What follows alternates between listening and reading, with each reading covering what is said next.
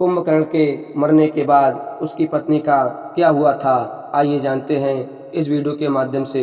रावण का भाई कुंभकर्ण जो 6 महीने के बाद एक दिन जागता और भोजन करके फिर से सो जाता, क्योंकि इसने ब्रह्मा जी से इंद्रासन की जगह निंद्रासन का वर मांग लिया था। इसका शरीर विशाल था। युद्ध के दौरान किसी तरह कुंभकर्ण को जगाया गया।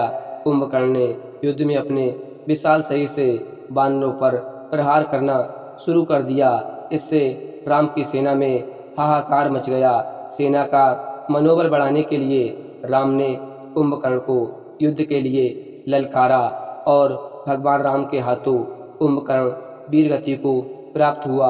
आओ जानते हैं उसकी पत्नी के बारे में। कुंभकर्ण की पत्नी बाली की कन्या ब्रजज्वाला थी।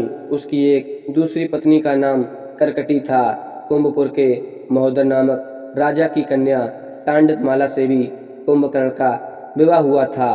कुंभकर्ण के एक पुत्र का नाम मूलकासुर था, जिसका वध माता सीता ने किया था। दूसरे का नाम भीम था। कहते हैं कि इस भीम के कारण ही भीमाशंकर नामक ज्योतिर्लिंग की स्थापना हुई थी। ब्रजज्वाला के एक पुत्र का नाम कुंभ और दूसरे का नाम निकुंभ था। दोस्तों, रावण की सेना में अस्त्र शस्त्र या यंत्र बनाने वाले एक से एक वैज्ञानिक थे, जैसे शुक्राचार्य, भार्गव, शंकुब और कुंभकर्ण और ब्रजज्वाला।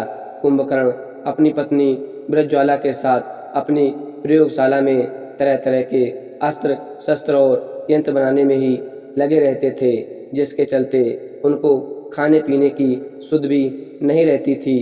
कुंभकर्ण की यंत्र मानव कला को ग्रेट इंडियन पुस्तक में विजार्ड आर्ट का दर्जा दिया गया है। इस कला में रावण की पत्नी धनमालिनी भी पारंगत थी।